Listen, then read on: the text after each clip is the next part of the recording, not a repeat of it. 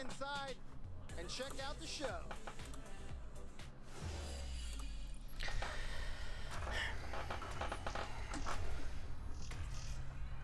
Pretty sure this is like the same countdown they used last year.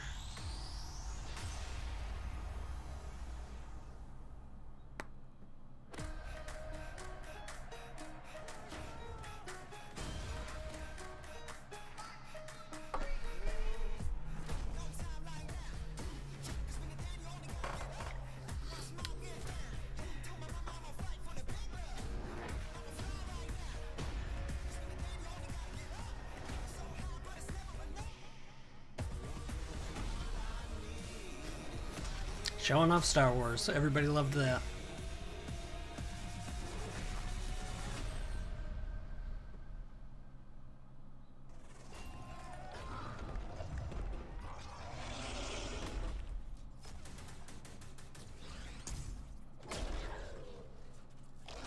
Some crazy 3D effects happening here.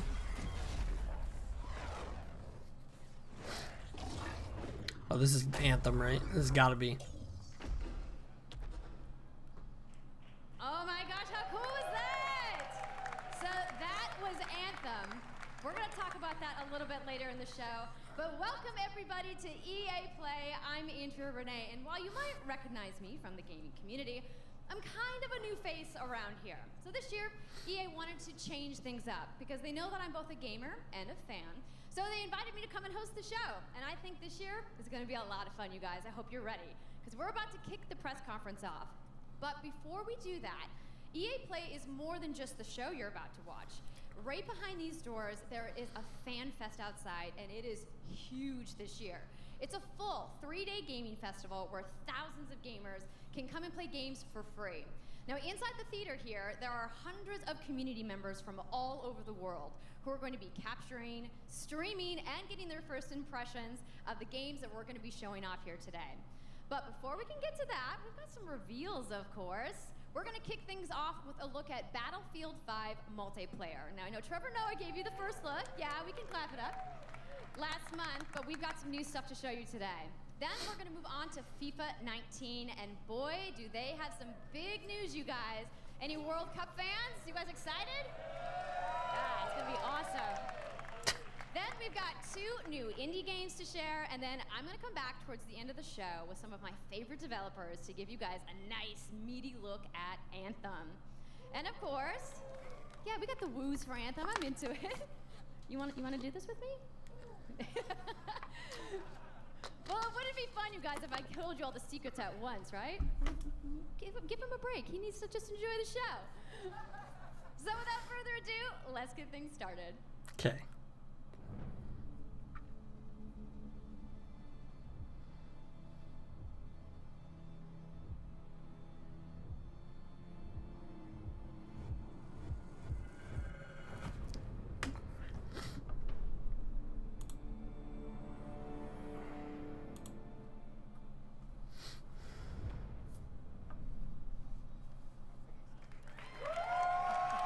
Man, like why? Huh? Right, it's time to kick this thing off. It's been 2 weeks since the reveal of Battlefield 5. And you know what? It's been exciting, it's been a lot of speculation, and so many brilliant remixes of a reveal trailer. But there's also been lots and lots of questions from the community. And we've heard you want to see more gameplay innovations. You want to know how customization actually works, and you want to know more about our take on the Second World War. So today, we'll show you more gameplay and why this is the deepest and most immersive battlefield yet. It certainly is. You will be able to dive and smash through windows to surprise your enemies. Where previously defenses were stationary, you will now be able to move these weapons around on the battlefield and gain advantages. And our renowned destruction system is back and more impactful than ever. So, well, you can't really hide from those pesky tanks anymore as they come chasing you for you, as they rip through those buildings. And you will now be able to customize your soldiers, your vehicles, and your weapons, not only for the gameplay, but for the looks, as part of our portrayal of the Second World War. And that's just the tip of the iceberg in Battlefield 5. You're going to see a lot more of our new gameplay systems here at EA Play from our community. So let's talk about our single player in War Stories. Yes, let's do that. So we want to tell you... I'm extremely about underwhelmed those right now. untold stories that got us excited to start with on this game. It's about... What you will see is really those moments of human heroism. It is about witnessing That screenshot the looks good. eyes of the men and the women who shaped the world forever. Real and relatable people facing the brutality of war. We started off by an exclusive look at the Nordlys war story over at the Xbox briefing tomorrow. Thanks, Lasse. Something not to miss tomorrow. So, our launch in October is just the beginning. You will all go on an expanding journey through the Second World War. No loot boxes, no premium packs.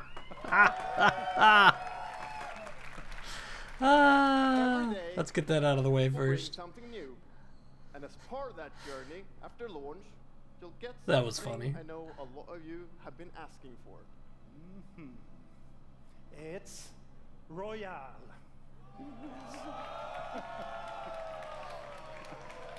It's Royale reimagined for Battlefield.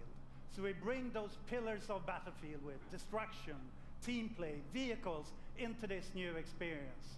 So we will bring you experience that you haven't played before in Battlefield or anywhere else. But more about that later this year. So with that, it's time to show you what makes Battlefield so special. It's the unmatched intensity of our multiplayer sandbox, and this time, it's even more epic, fighting across multiple maps and modes. Welcome to your next Battlefield experience, and this is your first look at ground operations. And this time, even featuring music.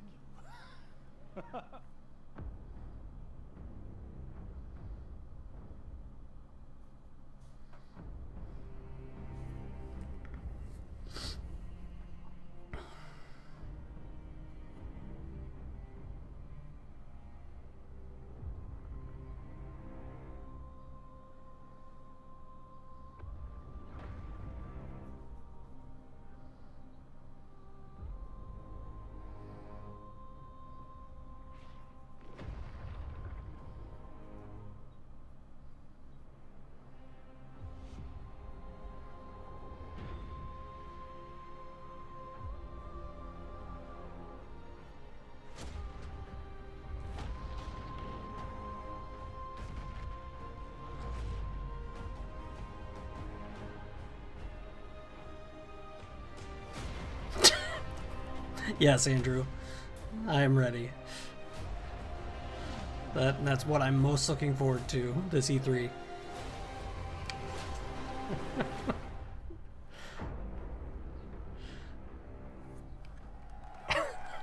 Sims 4 Battle Royale. How would that even work, dude? Ikke en dråpe. Elsker deg. Sus!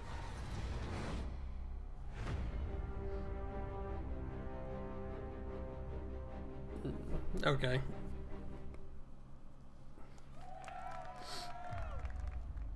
Not a FIFA.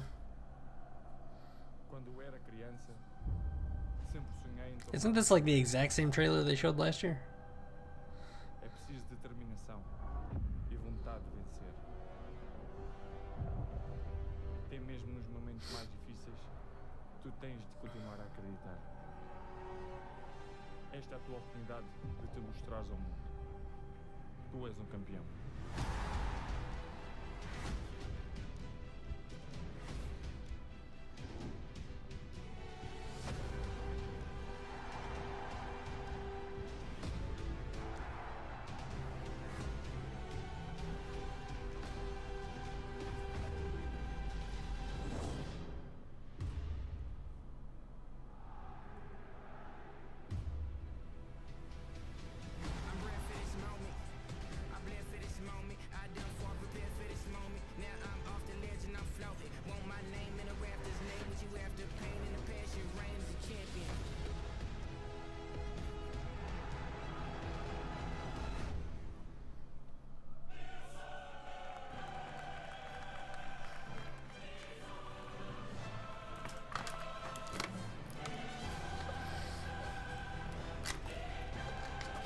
That's the thing. EA can just keep chugging out their sports franchises, make money.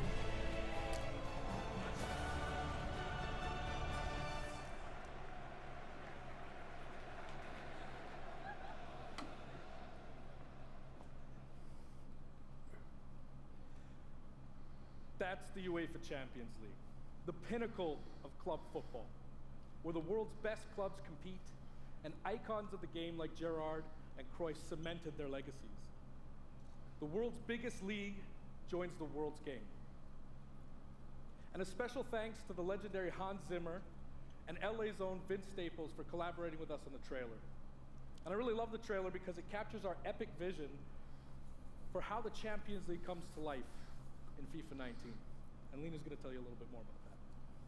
As Aaron said, the UEFA Champions League is an amazing addition for the game. It's where football's biggest heroes like Ronaldo and Neymar clash every year. And it's the place where champions rise. And you've been asking for this for a long time, and we are thrilled that it's here. And that's why we're bringing the Champions League across the game. There'll be an authentic Champions League tournament mode. Your club will chase this trophy in career mode. Alex Hunter will pursue Champions League glory in your story mode, The Journey, and in FIFA Ultimate Team, there'll be live and authentic Champions League content. And we'll share more details on that, along with all our other Ultimate Team features later this summer. And all that's just the beginning. As you know, the heart and soul of FIFA is gameplay. And this year, we're giving you the tools to control the pitch in every moment, from your tactical approach to the match to each technical touch. And we know how passionate you are about gameplay, so we've worked hard to shape and refine our vision for FIFA 19 with input from our community. From hands-on tests with beginners to detailed feedback sessions with FIFA pros. And we're going to be sharing a lot more about gameplay throughout the summer, but what I can tell you right now is that the quality bar in gameplay was raised yet again this year. So we look forward to everybody experiencing the game on the hands-on sessions this week. And also, of course, we're extremely excited for everybody to play it when we launch on September 28th. And that's our FIFA 19 news, headlined by the UEFA Champions League. But I just wanted to take a minute to pause and reflect. Standing next to this trophy is a little bit surreal. You know, growing up, there's two iconic trophies that every young player dreams of winning. And for your club, it's this. Here comes the World Cup stuff. Pursuit of Champions League glory. But for your country, it's this trophy. The World Cup. And with the tournament starting in just 5 days, we're excited for the world to compete for it in FIFA 18. As you can imagine, all of us on the FIFA team can't wait for the start of the World Cup. And we want to celebrate with FIFA 18 players, which is why we've just updated the game with a free World Cup experience on PlayStation 4, Xbox One, PS, PC, and Nintendo Switch. But you can take Ronaldo and Portugal to their first World Cup victory. Or you can write your own story with some great nations who didn't qualify this year. Or you can make a crazy Like the dream a United reality States. for your home country, like mine, Iceland. Who would have thought that a nation of only 350,000 people would ever qualify? And you can feel their excitement.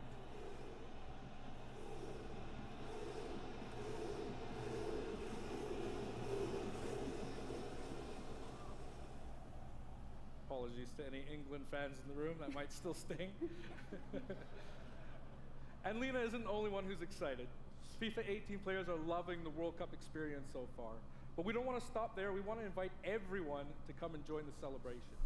So I'm pleased to announce that for a limited time, FIFA 18 complete with the entire World Cup experience is available for a free trial on PlayStation 4 and Xbox One and on PC through Origin Access. Yeah, you can download and play the entire game right now for free. Yeah. How long is the trial? So to kick off the trial, we've got some of the world's biggest creators who are going to be playing live at the end of the show, representing their nations in a little mini World Cup tournament. And this summer will bring so much more for FIFA fans. Plenty of FIFA 18 content centered around the World Cup, and we'll bring you all the details on FIFA 19. But in the meantime, let's all enjoy the World Cup. Thank you, and auf Ravistan!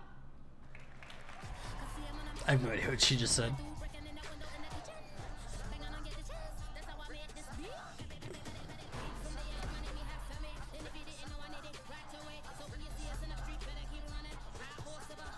I know FIFA's huge. Like, people love FIFA. 10 hours, that's pretty good. I was expecting it to be like an hour. But 10 hours, that's not bad. Good morning. EA Sports, FIFA 19. You know, the FIFA community never rests. 20 million people from 60 countries playing in competitive leagues this year. Well, the FIFA team never rests either, bringing the Champions League and the World Cup and so much other greatness to FIFA this year. We can't wait for you to experience it all. We've got so much to do here today, but I want to welcome you to EA Play. It's our third EA Play and our second one in Hollywood, and we couldn't be more excited to have you with us to share all the games that we have to show you.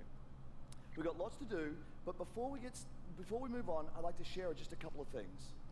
The greatest disruption to the consumption of entertainment media in the last 5 years is the combination of streaming plus subscription.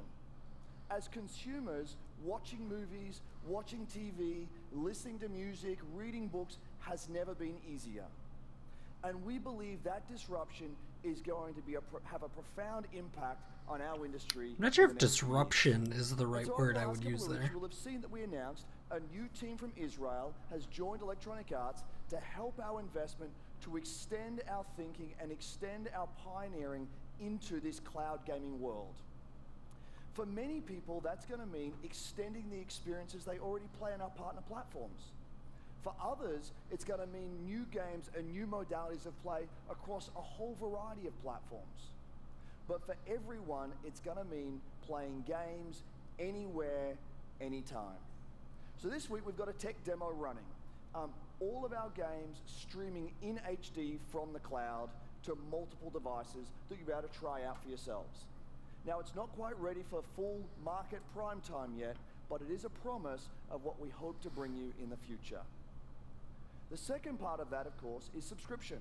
And we started subscription a number of years ago, and many millions of you have signed up and experienced the joy of being able to have full access to a great catalog of games. Today, we're announcing Origin Access Premiere. So 3 things you need to know about it. Origin Access Premiere will bring you all of our new PC games, starting with Madden NFL, back on the PC for the first time in over a decade. Then FIFA 19, Battlefield 5, and of course Anthem. And there'll be many more titles in the years to come. Second, you get access to the Vault, our library of over 100 games from EA and other publishers. And third, it will launch later this summer. So that's a little later in the year, but if you want to get started right now and experience the benefits and joys of subscription, come in and play a free trial of Origin Access, our base subscription, this weekend. Thank you and have a great show. I feel like that's got to cost a ton to get the premiere. Like, here, play our 4 newest games for nothing.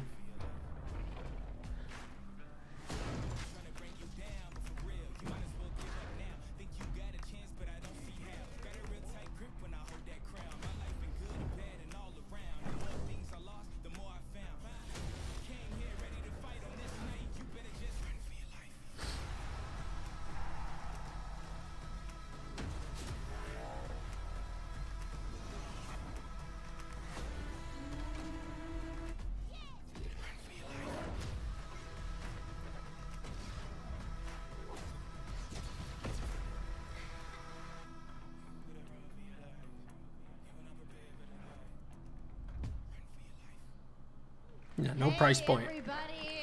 Interesting. What's up? So I'm here, sitting inside the crowded EA Play, and I just happened to find Mr. Vince Zampella here in the audience from Respawn. What's going on, Vince? How you feeling today? I'm feeling great. I love this stuff. I love seeing new games. I mean, someone's super excited about that man on PC, right? Yeah. So, you guys may have seen that Vince was tweeting yesterday, and there has been a bunch of speculation. So, you want to just get right to it? Sure. I mean, we're not ready to show all of our stuff yet. We're working on a bunch of stuff. It's amazing. The teams are kicking ass. But we wanted to bring a little tidbit. So we've been working with Lucas on getting the name and kind of the setting for what our Star Wars game is going to be, and we're going to talk about it right now. Oh, you guys got any guesses? I bet you the internet is going wild right now. I hope so. So the Star Wars name is Jedi Fallen Order. Woo! Fallen Star Order. Wars Jedi Fallen Order. Yeah. So It's a it mouthful. kind of gives you some idea that you'll be playing a Jedi. So does that mean I get to like hold a lightsaber? Yes. So Vince, you got anything else? Well, it takes place during the dark times. Trying to be a little vague here, but when the Jedis are being hunted, so it's going to be spectacular. So for all the hardcore nerds out there who want to know like where in the timeline, like between which episodes is it? Between 3 and 4. Okay, all right, between 3 and 4. That sounds like a nice time. You got any other tidbits? She would have said that no matter which 2 episodes he said. Bad time. Does that mean it's gonna just be all dark and serious? It's amazing. All right, so I think people are now anxiously want to know, like, when can we play the game? It will be holiday of next year, 2019, not this year. Sorry to dash any hopes. No. But now that we know, we can set expectations. We're all going to be amped up, and hopefully we'll hear more from you maybe next year. Oh yeah. Well, Vince, it was great to see you. Thanks. That's for all the stopping Star by the Wars show they have today. this year. We do have a little bit more news on Star Wars, so I'm going to toss Maybe it not. over to Dennis.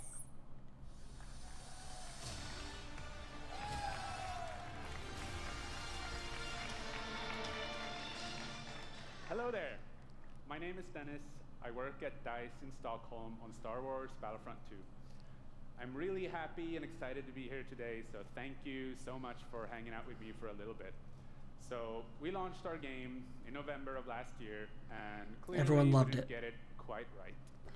So instead of coming out of the gate sprinting like we really wanted to, we had to take a step back and make sure that we were delivering the game that our players really wanted.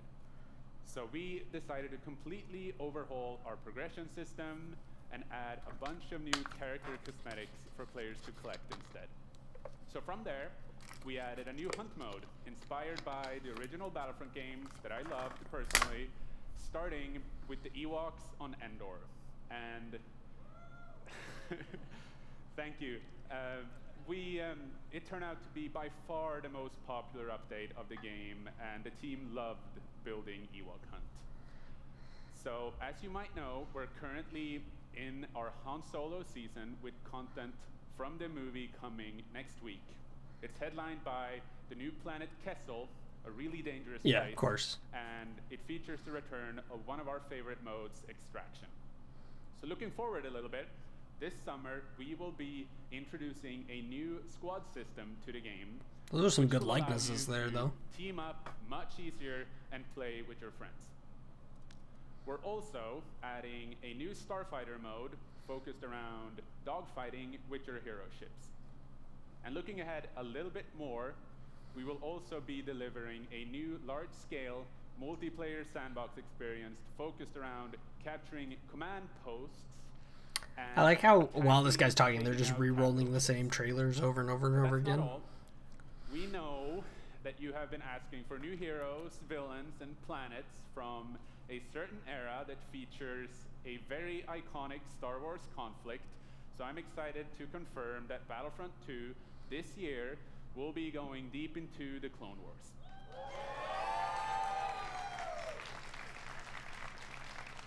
It's only fitting that we begin on the planet. I'm actually surprised they're spending so much time on Battlefront 2. Like, including the largest level we have ever built for I Battlefront. honestly figured with all the controversy last year, Let's they would talk about just the heroes and villains. First, toss it in the trash and move forward. the most powerful droid, the leader of the most powerful droid army in the galaxy, General Grievous. And yes, he will be going up against my own personal favorite, Jedi Master Obi-Wan Kenobi. Finally making his debut in Battlefront after all these years.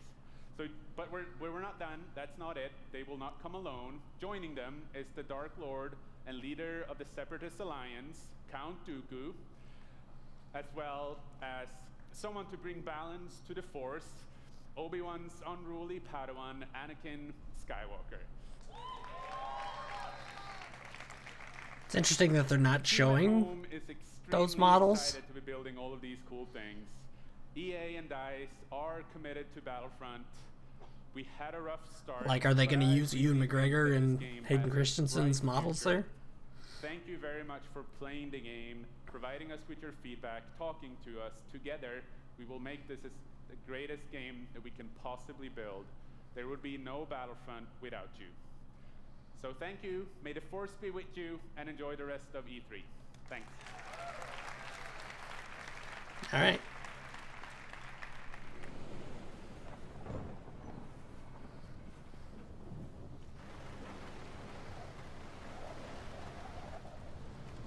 Whoa. Little yarn dude.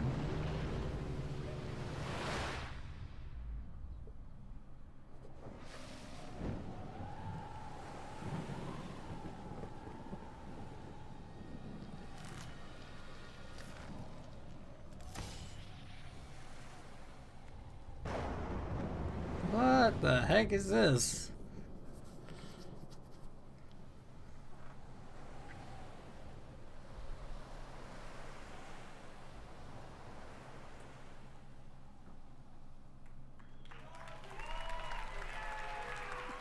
That was a weird trailer.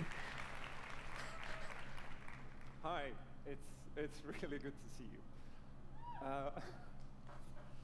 In Unravel, we used yarn to symbolize love and the bonds between people.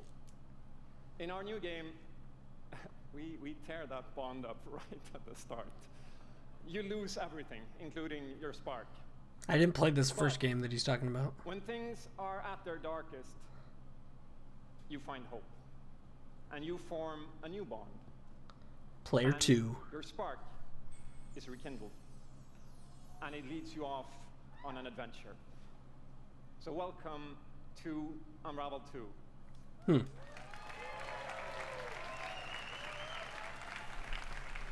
I never played this first game. It's a game. I don't think I've ever heard of this first game. First start and second chances. These two little souls who refuse to give up and who build something new and beautiful together. And the whole game is inspired by that spirit of optimism and togetherness. You see, it's all made to be played with two characters.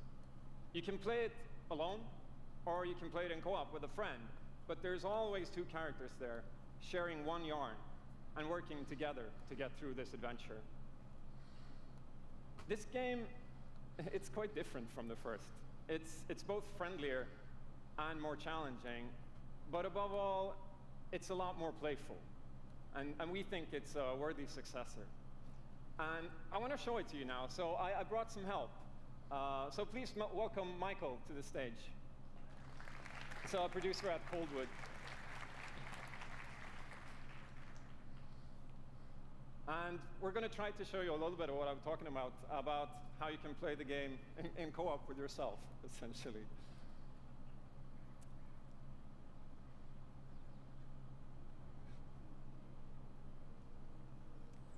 So this wasn't prepared. There we are. So when you're playing it by yourself, you can essentially pick up the other character and carry them along through the more fast-paced segments of the game. And we actually tried to include a bit more of those because we figured that since it's a co-op game, we wanted to have more... Is that guy being chased by a turkey right now? Danger and kind of wow moments. Places that were like fun and exciting. I don't know how I feel about that. Like, you essentially just become one character. More puzzly areas like this, when you're problem solving, you can split apart into two and switch back and forth between the two characters because that's how we've essentially designed all the problems and puzzles of the game, that you're always working together and helping each other out and utilizing this bond between you to overcome any obstacle that you come across. Seems weird to me. So I guess I'll jump in at this. Yeah, come join me. So I'm gonna be Like I feel like I played the game like Brothers, where you had two characters that you controlled, but you just controlled them using different parts of the controller. Celebratory flip there. And I almost feel like, why wouldn't something like that work for this? And the bird is back.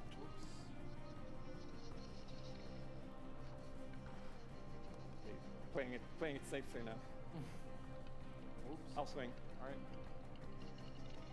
Nice. And I'll catch you. There you go.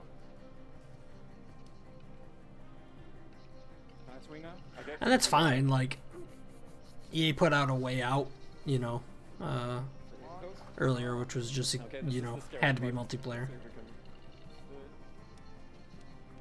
Got it? And I think that's an okay thing to do, but I don't know.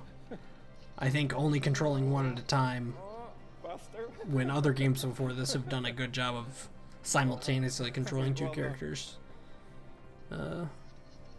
feels a little outdated to me. Okay, I'll go up and distract the grouse. You can.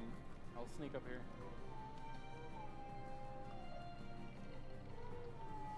Okay, your turn. Yeah, look at me. There you go. Keep him over to the left.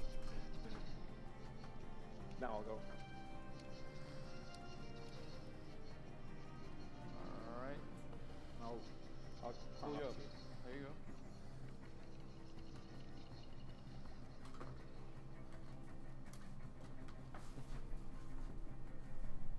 Now we can breathe again. Yeah, finally.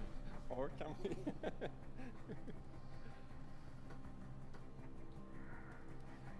So that's a quick little look at Unravel 2,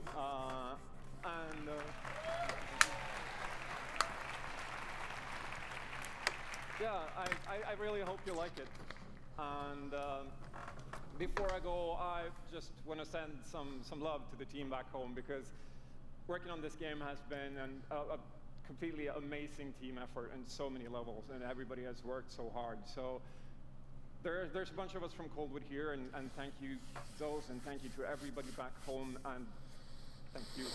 Love you.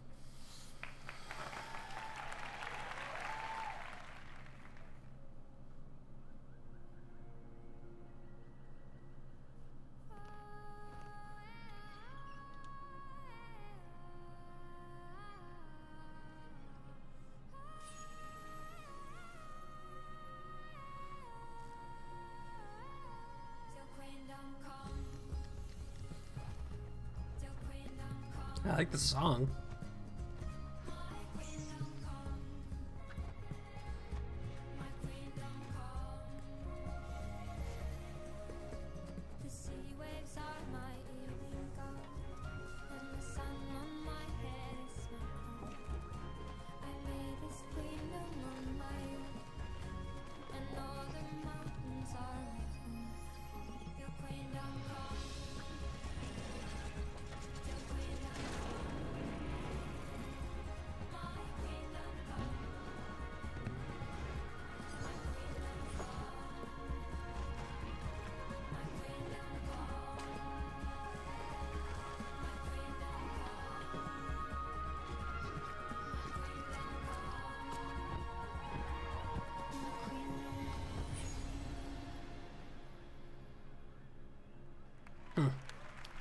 Thank you, Martin, and the brilliant team at Coldwood. The game is really strong. These guys have done an amazing job, and it's clear that they have a lot of passion, and I can't personally wait to play Unravel 2 with my kids. But what's even more amazing is that we will make Unravel 2 available to everyone today. Yep, you heard that right.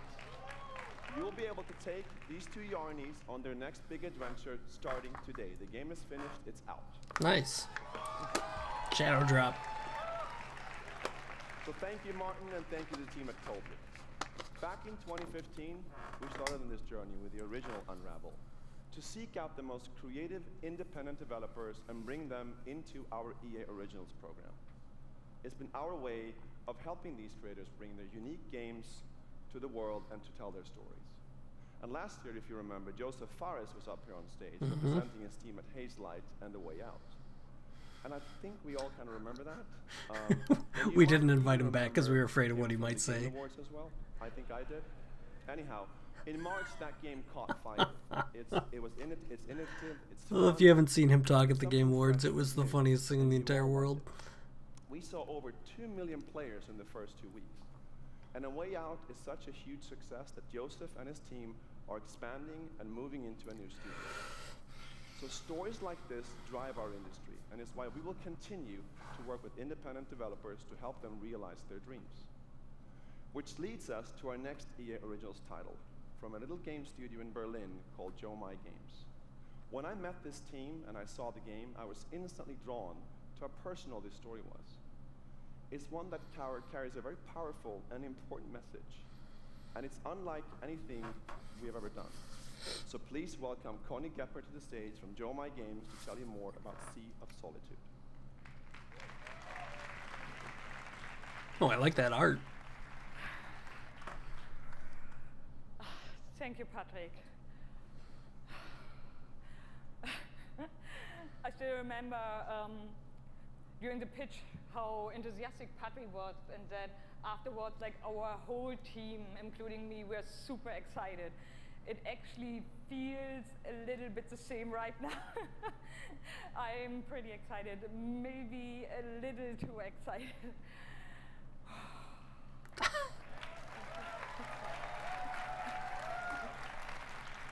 Thank you. We are Yomai, a small indie game studio from Berlin, and we are developing Sea of Solitude, or SOS as we call it. The whole journey from the very first concept to actually becoming a part of EA Originals is simply amazing. Let me tell you more about our game. When humans get too lonely, they turn into monsters. This is at the core of everything you will see, hear, and hopefully feel while playing SOS. What makes this underlying concept so important and so unique is that nearly every human being can at least somehow relate to or remember the feeling of being lonely. In my case, I started writing the story when I felt the loneliest in my life. I think as an artist, you process your emotional world by letting it out and putting it into your art. I'm still amazed how the concept seems to just float out of me right into the hand and onto the paper. I think this is also why so many people can instantly connect with the game, because it's not a made-up story, even though that it takes place in a fantastic setting. In SOS, we try to show how people experience different kinds of loneliness, but also how outsiders, friends, and families see those who struggle. We achieve all this in playful ways so that players who wants to simply enjoy a fantastic experience can do so. But player who wants to look a bit deeper can reveal a whole emotional world beneath it all. Sea of Solitude is about a young woman named Kay who is suffering from such strong loneliness that her inner feeling, the darkness, the anger, the hopelessness, worthlessness, turns to the outside and she becomes a monster. The game is about finding out why this happened to her, but also how to turn her back into a human. Ultimately, the goal is to bring all those emotions into balance. Some needs to become bigger, some would be better off a little smaller, but to embrace even your destructive part or your self-doubt in the same way you embrace your joy or your hope. This is what being human is all about. And that's what our game is all about. Thank you. Is this real?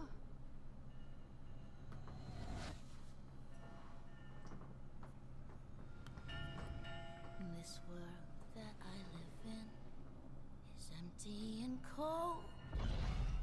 The loneliness cuts me and touches my soul. I'm no child of destiny and no fortune's son. I've just chased you so long now, I'm too weak to run. A new day is here, but nothing is new. Alone in my room, I tremble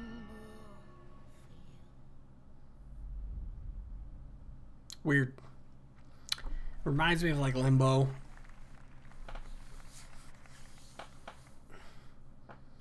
Or Inside. Just play as a single, you know, player walking around this little world. We can shut you down and we can put you on an island. Crossover. Gather. Gang. And we're balling. Be ready. Because we're coming at you with the squad. Say it how you want. Trust the process. Run as one. Call next. Or be the answer. As long as you hold your course.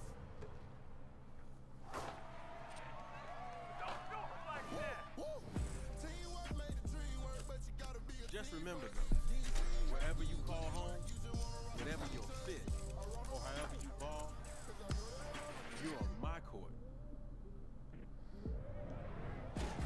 I'm the one. And this is my squad.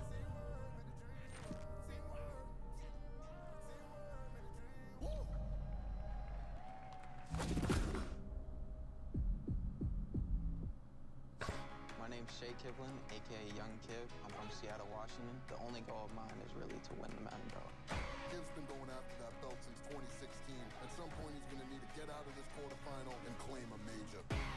It's a big night for Young Kiv. He's been stuck at the quarterfinals. And here he is now in his first championship game, looking to accomplish a goal. 3rd and 4, throws it low. T.Y. drops it. That was a phenomenal read, and Trini's got the lead. 40-19. I hate losing way more than I love winning. Oh, we have an incredible matchup. It's a rematch. Cannot be the one to doubt it. Touchdown, Kev. He throws it high, and Young Kev is going to be your champion. Can I play you again? You want to get smacked again on TV? Happy face, no! Madden 18 champion. He's finally done it. Cool.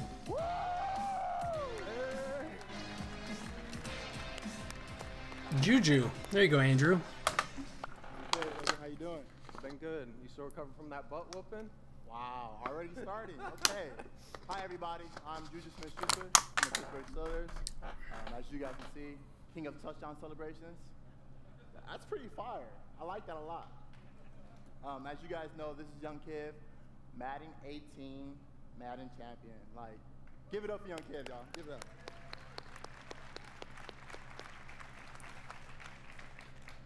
Young Kiv, how has it been? You know, your success and your path, you know, to where you're at today.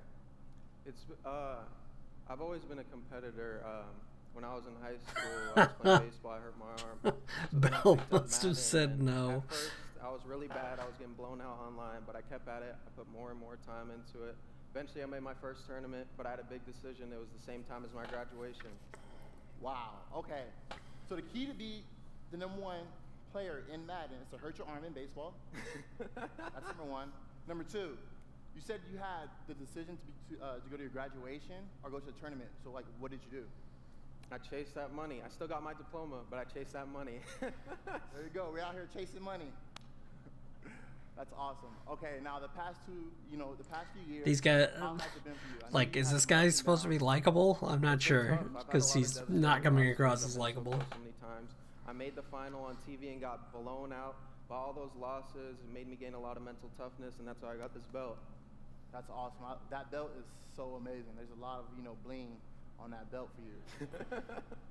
Well, today, EA Play, first look at the Madden 19 trailer. Super excited. It's going to be so fun. It's lit. I honestly wish I can stay right here and talk to you guys forever, but I'm not going to bore you guys. We're going to go out. I'm going to try to take this belt, you know, round 2. So we're out. Have a good day.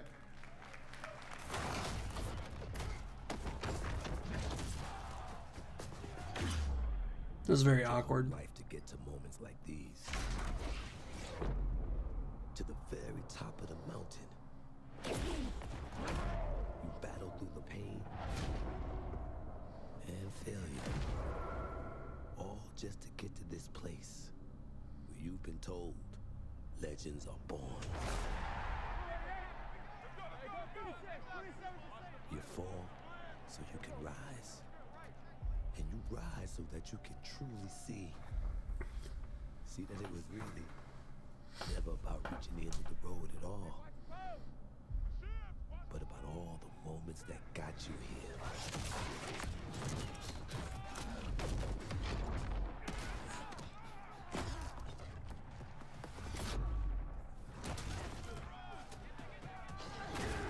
So, you were in their position.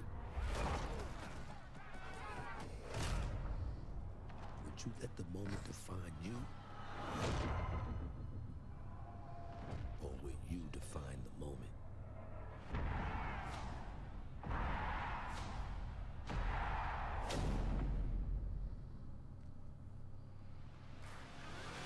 Can't believe it. Super unrealistic. Baker Mayfield throwing a touchdown. Hello, ladies and gentlemen. I'm Nathanius, professional shoutcaster, here alongside Redwood Studios General Manager Michael Martinez. How you doing today? I'm super excited to be here. Yeah, we're going to do this presentation a little bit differently and give you your first look at a brand new mobile game in a live, winner-take-all, head-to-head match. Michael, why don't you tell us the rules? Sure thing. The objective is straightforward. Destroy the opponent's base to win. Unit control, super simple. Just tap the destination, unit automatically moves there. The most efficient way to destroy the opponent's base is with this giant nuclear missile in the center of the map. Control the missile by standing on a majority of the control points. A bar fills up while the missile is possessed. Whoever controls the missile when the bar fills up will fire the missile. It takes 2 missiles to destroy the enemy's base and win. That's it. Sounds great, Michael. Well, enough talking about it. Let's get to this match. Absolutely. All right, ladies and gentlemen, we have an awesome matchup lined up for you here today. Fighting for the blue side of the room, if you could please give a cheer for one of the most formidable RTS players there is. Make some noise for In Control. Yes.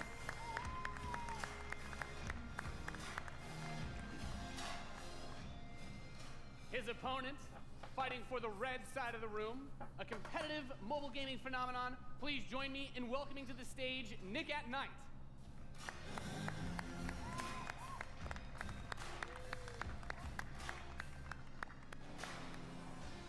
Now, Mike, it's going to be a real clash of these gaming styles and the competitive backgrounds that these players have. It should be a great match. It really is. I can't wait.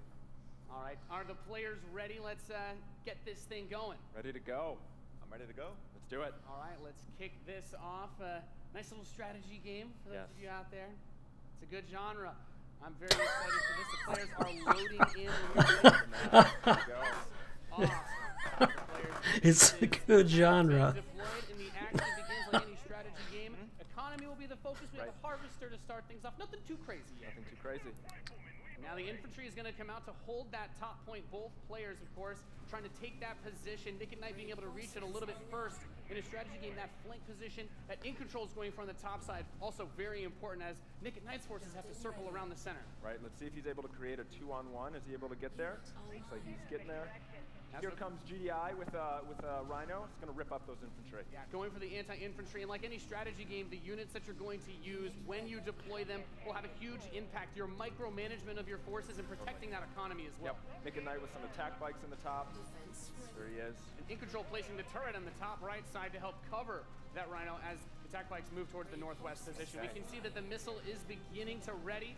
And firing that takes out half your base. The most important objective on the map is to hold those control zones. Right, and In Control making a lot of progress to that far right side of the map. done a great job of holding that down with the turret, and now he's redeploying his vehicles to the south side, bringing out more infantry to deal with the attack bikes. And as that economy ramps up, of course, we're seeing bigger and more powerful units come out. We have there the I'd love to be able to like see what's going on. This double screen is like not ideal. Yeah, and In Control brings out his first tank. That's going to be used to try and help push back these smaller forces as he makes his way to the south side. That missile passing halfway now. Both two zones in control of Nick at Night. He will have the missiles. We see it starts to point towards In Control's base. Let's see if In Control can get around to that top corner, able to halt that missile. He does contest the missile, putting it into the yellow position.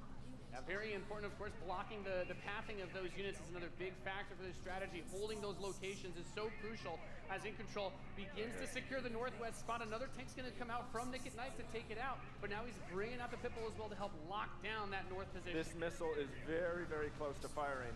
Let's see what's going to happen. With another turret, In Control flanks. He takes the top. That missile and that fires off. Wow. And Nick at Night, one shot away from being knocked out here, as the next one will start to ready up in just a moment's time. In Control's very heavy artillery. That's better. Thank you. Job at taking control of the map. Yep. And we can see as more of Nick and Knight's forces move up towards that north position, those harvesters, of course, very crucial, very important to protect those.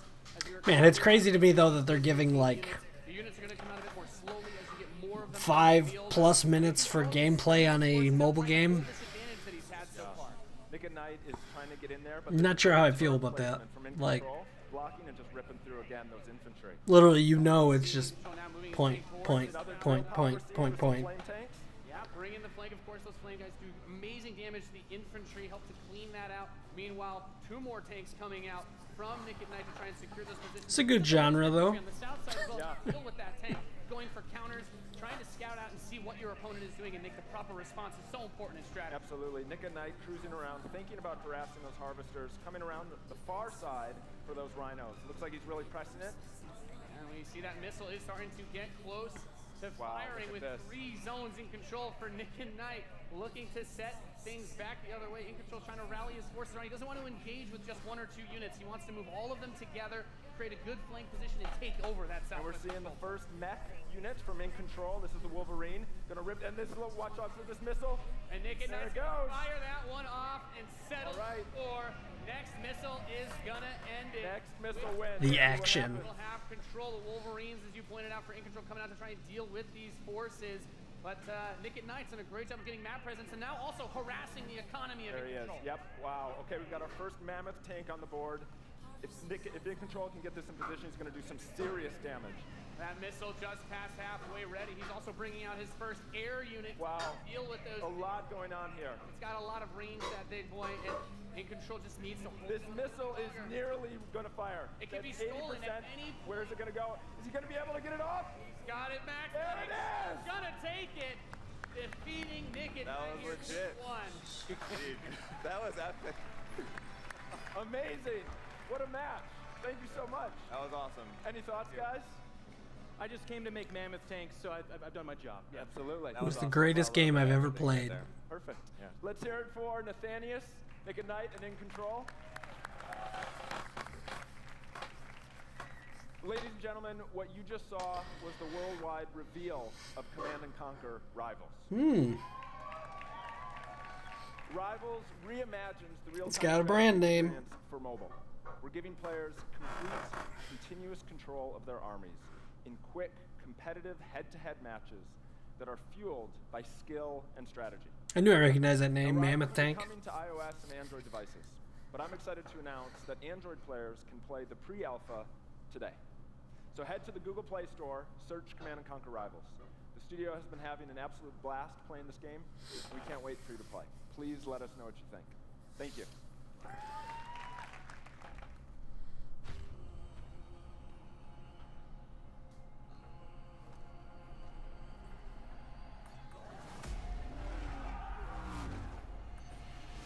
Wait, is this a CG trailer for what we just saw? Oh, this is not the order to do it in, if that's what this is. Oh, no.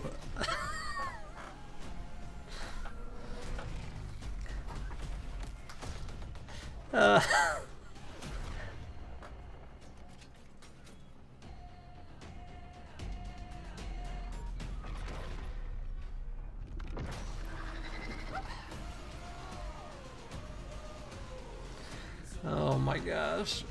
Remember how the game looked just like that, guys?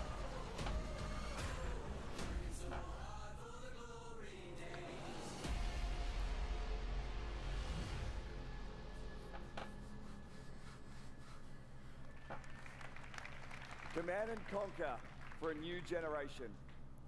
Now, before we close the show with a spectacular epic anthem, I wanted to share a few final things. I'm blessed to be able to work with some of the most creative people on the planet who come to work every day to create amazing entertainment. And what I can say about all of those teams, and what I can say about us, is that we are always trying to learn and listen and strive to be better. And so, as you look at the 10 experiences that you're going to see today, and as you play games this week, there's some things we hope come through. First, that at the very core is choice, is that you as players get to choose how you play, what you play, when you play, and what devices you play on. That in making those choices, you feel you are treated fairly, that no one is given an unfair advantage or disadvantage for how they choose to play. That for every moment that you invest, we know that you put so much of your life into the games we make, and that for every moment that you invest, you feel like you are rewarded and you are given value for that investment. And most importantly, that the games are fun, that we move past the grind, and that these are experiences that truly enhance your lives. And so, as we think through all the things that we're trying to do, know that we want to be better, and that we want to make great games. And that as much as we love making games, and as much as you love playing them, there's something that is even greater that we can do together. The power of this community when we come together to do amazing things is profound. Last weekend was the 3rd year of our Play to Give program, where we show the world how the power of play can be a positive force for social impact. Millions of you out there participated in 9 in-game challenges in our games, logging millions of hours in support of Play to Give. And to celebrate that, we contributed a total of $1 million to 3 charities that share our vision for a more inclusive world. A world where representation and equality are not something we strive for, they are the standards. And where bullying and exclusion are not an everyday threat. These 3 organizations, the United Nations He for She, PACE's National Bullying Prevention Center, and Ditch the Label, an anti-bullying organization, all are doing great work, and we're proud to support them through Play to Give. And thank you for your support. Thousands of us at EA and millions of you together doing immeasurable good because we love games. Thanks for being with us, and thanks for the incredible privilege of making games for all of you. Now, without further ado, let's take a look at Anthem. All right. The gods vanished and left our world in chaos, creating, altering, destroying. The anthem is all that remains.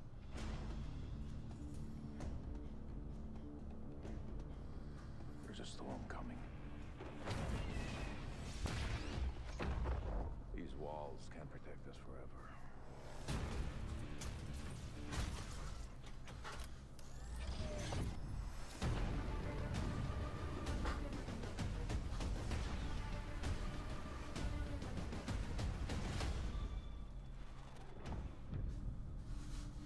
Superhero landing. It wants to destroy us all.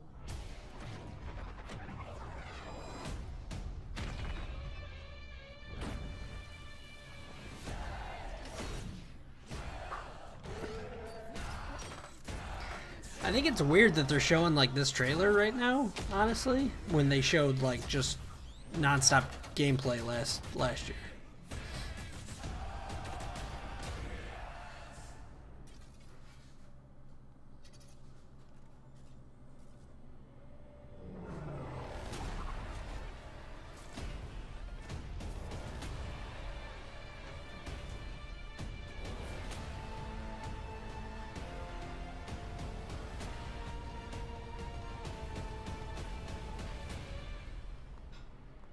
Or was it at the It might have been at the Xbox conference that they showed it last year, though, right?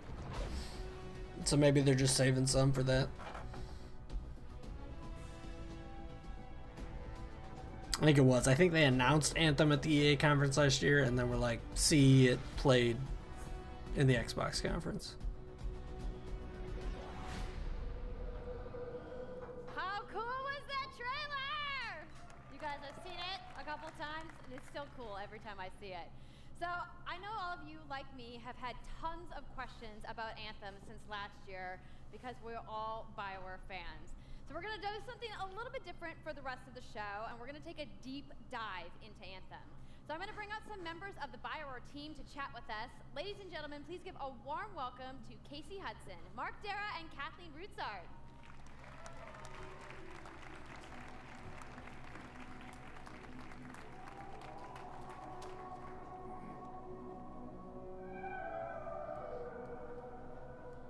All right, thanks guys. Thanks for coming out today. Just got a little game to show, right? Yep. It's going to be very exciting. So Casey, we're going to go ahead and just jump right in and get started with you. So now, we know that you all started, or Casey, you started your career at BioWare way back in the day, but you took a couple years off. But before you came back, you actually worked on Anthem before you left. Yeah, that's right. So, you know, first of all, it's amazing to be back. It's awesome to be making games for BioWare fans. You know, we have the best fans, so it's been super satisfying to come back to it. And you know, I just want to be able to continue the legacy of the studio, and that's kind of where it started with Anthem, is just thinking about, you know, what is the evolution of a BioWare game. And we wanted to create a brand new world for people to discover, a whole new world of story and character. But we also wanted to do something that was, you know, more of a dynamic and living world, a game that would change every time you came back and played it. We also wanted to do something where, you know, if you wanted to invite your friends into it, then you could do that as well. So that was really the initial vision of the game, not an MMO, not a multiplayer game with story sort of bolted on this side, but something new and different, and I think the team has really captured that vision over the years. Your fans really love the stories from BioWare, but I think we're kind of curious how you're planning to make story work in this shared world. So a great story for BioWare is really about characters that you can have a connection with, choices you get to make, and feeling like the story is about you.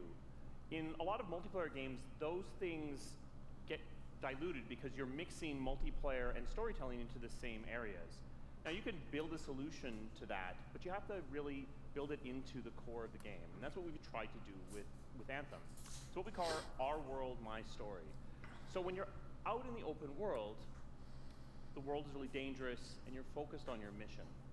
And this is where other players get to play with you. The thing that's really interesting about this, that's unique for Anthem, is that this is a living shared world. So whether there's weather or it's nighttime, what we're experiencing together. Everyone that's playing Anthem at a moment is seeing the same thing. And this is what we mean when we talk about our world.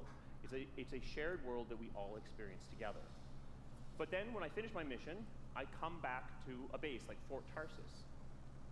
And this is a single player experience. I turn in my rewards, I talk to some characters, I experience the choices of my action. And this is where your story really lives and breathes. And by doing it this way, we're able to combine that impact and agency of a single player story with the fun of teaming up with your friends to play co-op in combat. And we're also designing it so that we can add story for years to come. So one of the first things that we hear from our community is they want to continue to play in our worlds. When they've finished Mass Effect or Dragon Age, players want more story. And so we've designed Anthem in a way that we can actually add more story for years to come. And it could be anything. A new moment with a character that you've grown to love, or all I hear from this is we're gonna give you DLC that you have to buy. An entirely new storyline and plot. Well, I'm certainly not going to complain about more story. I don't think anybody out there is going to either. I just did. Kathleen, I wanted to ask you, from a writing perspective, since you are the lead writer. Like, this to me is the complete opposite of what I see like Sony do, which is, hey, we're gonna ship you this complete story in this complete game, and you play through it and wait for the next one. The artist is that we're creating something new and mysterious for players to discover. And maybe So people expect that's the DLC part these days, of but the premise of Anthem is a world I'd that's rather get a complete, unfinished by the gods. cohesive But the gods left behind game. their massive tools, and those tools are in constant conflict with this unknowable force called the Anthem of Creation. And the chaos of those things pushing against each other means that the world is constantly being reshaped in new and unpredictable ways. Yeah, violent storms, mutated creatures, gigantic monsters. It's a dangerous environment that you need to wear a suit of powered armor, a javelin, to be safe in. Now, something I think a lot of players out there maybe don't stop to think about is just how much work goes into creating a new intellectual property, or IP, as we've been saying. That's fair. Now, we've seen all these different creatures, and Mark, you mentioned the storms. What's the process of creating a game like from scratch? Yeah, it's something we've done a few times at BioWare. And then really the hardest part is getting started, just kind of getting off the blank page. So what we try to do is we think about the new experiences that we're trying to unlock for players. So like, what is the fantasy fulfillment? What are the new things you actually get to go and do that are different from what you've played before? So that's where we start. And then once we think about those things, that's the power of creating new IP, especially for games, is that you actually get to build a whole fictional universe that's meant to bring out a certain experience. And then once we do that, then we still need to build all the rest of the stuff, and what unlocks us creatively is to think about like principles around art style, tone, and even the technology and the politics of our new world. And then from there, we can actually go and build out every last detail. Yeah, and one of the unique challenges for Anthem is that it's a world, an experience that's meant to feel alive, like it's happening right now. And so the world is always changing. They're doing that re-roll thing again. Storms, seasons, and yeah, it's a really great concept to write for, because what it means is it gives us the opportunity to drop into the world almost in real time, a dramatic event that changes the world for everyone. And that could be anything from gameplay to lore. I mean, all of the moving parts in the dynamic world sound really cool, the way that they sound like they're going to come together. But even though there's obviously a lot going on, it really all comes back to your character. So let's talk about who we're going to be playing as and why we're fighting these crazy beasts. So you are a freelancer, uniquely skilled to pilot these Javelin exosuits. And you need those suits to survive and fight in this world, because the world will kill you. But on top of that, our ancient rivals, the Dominion,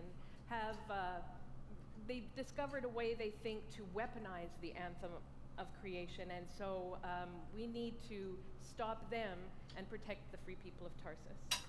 Now, I've heard you call this power armor a couple different things. Is it a suit? Is it a javelin? Like, what's the canon term here? We call them javelins, and there are 4, and they each have unique abilities. There's the Ranger, and then there's the Colossus, the That's your tank, and finally the Storm. Yeah, so each javelin gives you a different way to play the game. But the thing to remember is, like Kathleen said, you're not your suit. You are a freelancer, a pilot, which means you can decide which suit you want to use based on your mood, based on the mission you want to engage it, or the javelins that your friends are using. So really what this allows us to do is we built the suits to look like they're built from the materials of the Healer, world, assassin, tank. So let's take a look at the Ranger now. The Ranger is a more generalized suit, able to do a lot of different things, really designed for up-close and personal combat, one-on-one for the most part. The Colossus is heavier, more specialized, but able to really pack in big weapons that let them devastate the battlefield. I'm just going to say the Storm looks like it's going to be my favorite. I'm sure you guys out there are picking your faves right now, too. So the javelins look awesome, but we're going to take a couple questions right now. So Casey tweeted, some of you may have seen, asking for people out there to send us your questions. And the first one is going to be from @It'sSweetNicole, who asks, as a player who is all about making their character their own, what kind of customization options will be available in Anthem? Yeah, so we really want players to express themselves, both through customizing the way their javelin plays, through gear and weapons, but also being able to personalize the way that it looks, both through paint jobs as well as changing the actual geometry of the suit itself. We want teams to be able to do this as well, and because you're going to be using a javelin for a long period of time, we really want you to be able to make it your own. I'm glad you brought that up, because actually, Jay Legato has a question connected to customization. Monetization. How, when, loot box, cosmetics? Yeah, so we are going to have some cosmetics and vanity items that you'll be able to purchase, but you're always going to know what you're going to buy before you spend any money on it. So no loot boxes, no ability to pay for power. So that means no ability to spend money on gameplay advantage at all within Anthem. Honestly, I mean, I think that's the way you do it Sure nowadays. that Anthem is an immersive experience that feels Fortnite shows you can still make a ton of money that way. The main story, a big open world, and an ongoing service that provides new content for a long period of time. New story, new experiences for everyone. Well, I'm glad to hear that I can make my javelin pink. That's really all I wanted to know, I'm going to be honest. All right, Casey. We talked earlier about this being a co-op experience. So can you tell me a little bit about how the team gameplay in Anthem's going to work? Yeah, it really is about, you know, the fun of teaming up as a team of superheroes and working together. So you want to get a few people together of different classes. So, you know, I think here we're going to see the Colossus, you know, just hammering people on the ground in gameplay, if we can have a look at that. So heavy artillery, being really strong, you know, in melee combat. And then here you've got the Ranger shooting down from above, and then they're using combos and special abilities and stuff like that. But what I love is you don't just run around, you're swimming. These parts do look cool, like flying and so it's interesting going underwater. At the Slate Tones wants to know, how will you balance multiplayer with single-player storytelling? So Anthem's really built around trying to combine the impact of having your own personal story with the fun of playing with other players.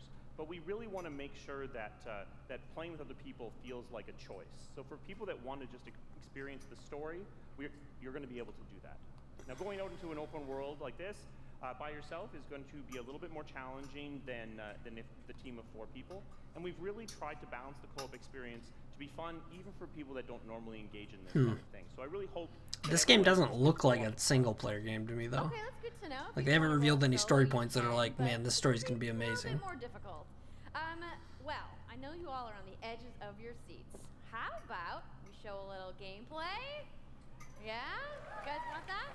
All right, so, Kathleen, I think you're going to set this up for us? I will.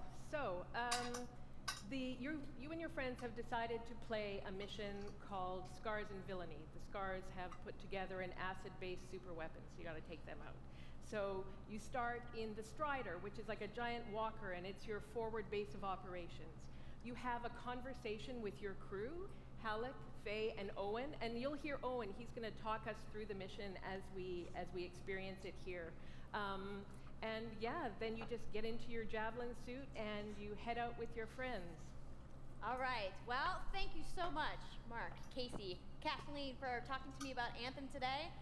We're going to go ahead and roll the gameplay now. Enjoy, everybody.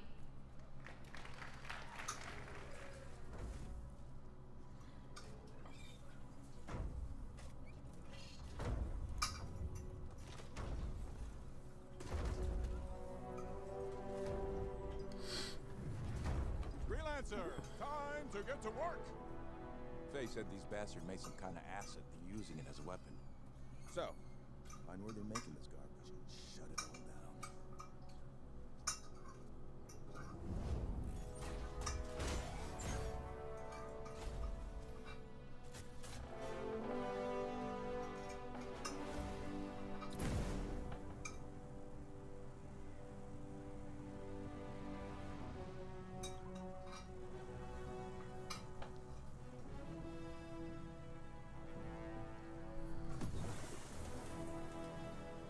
Cold. What's the plan here? Picking up loads of scars nearby. Take a look around the area, but be careful.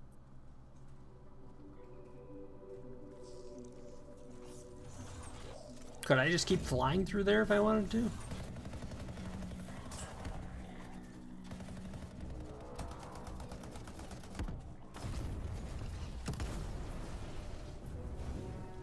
Right. Checking out the scar camp some more. Look at all the weapons! Oh, and the turrets! Better move quickly.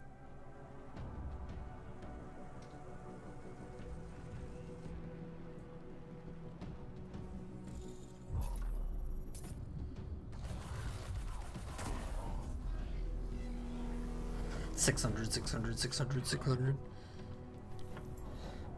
Did she kill it, or did she just fly right by it?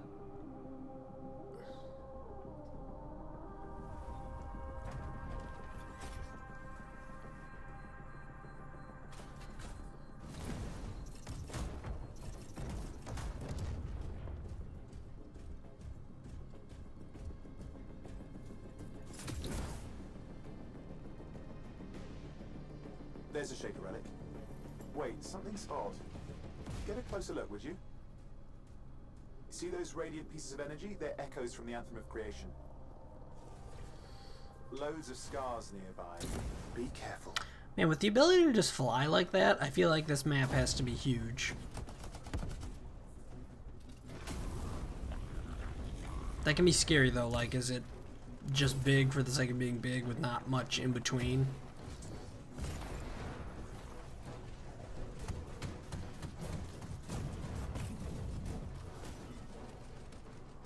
Return them to the relic. You've got to silence it fast.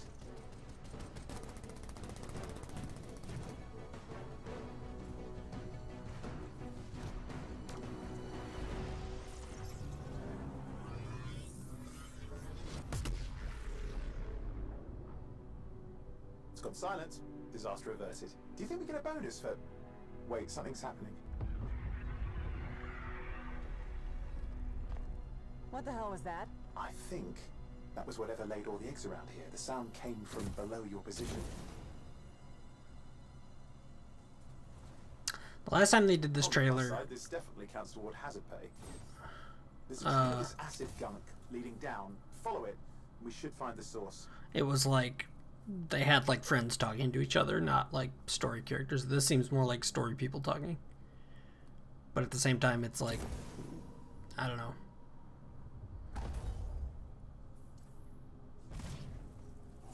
They're still making it seem multiplayer, right? So I'm not sure what they're going for.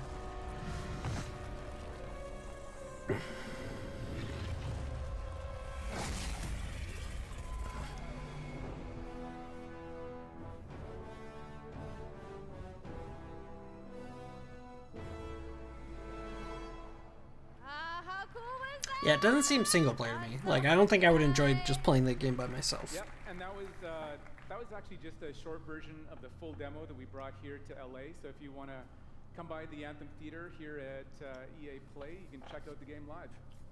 So I'm sure the question on everyone's minds, when do we get to play?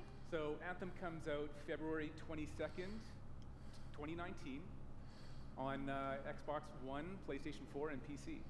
So mark your calendars, everybody. Fire off your tweets. Thank you so much again to Casey and the entire BioWare team. I know you guys had that awesome theater outside, so I will see you guys there. All right. Give it up for Casey Hudson, everybody. I also want to give a big thank you to all of the developers who showcased their games today and everybody working hard at their studios back home around the world. Let's give them all a round of applause. Now, some of what you saw today, you guys have to wait to play. But you guys, EA has so much available right now. Now, for those of you keeping score, you can get your free trial of FIFA 18's World Cup today. And Andrew told us about the free trial of Origin Access. Yarny is back with a buddy in Unravel 2, which is also available today. Plus, you can take on your friends in Command & Conquer Rivals starting today as well. Now, that's a lot of available stuff that's out today. Is anybody ready to go home and download anything? No? You're like, I just want to go outside into the fan fest. I get it. So, I want to let you guys know to keep your streams going because in just a few moments, the FIFA 18 World Cup live tournament is going to begin. I'm going to head outside and check out the games, but I want to thank everybody for coming down to EA Play today and watching the press conference, and have a great weekend. All right.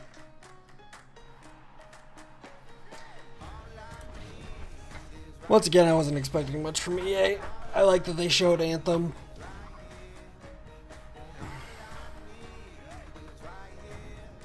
They did. Spending 15 minutes on a mobile game, though, seems extremely weird to me. Like,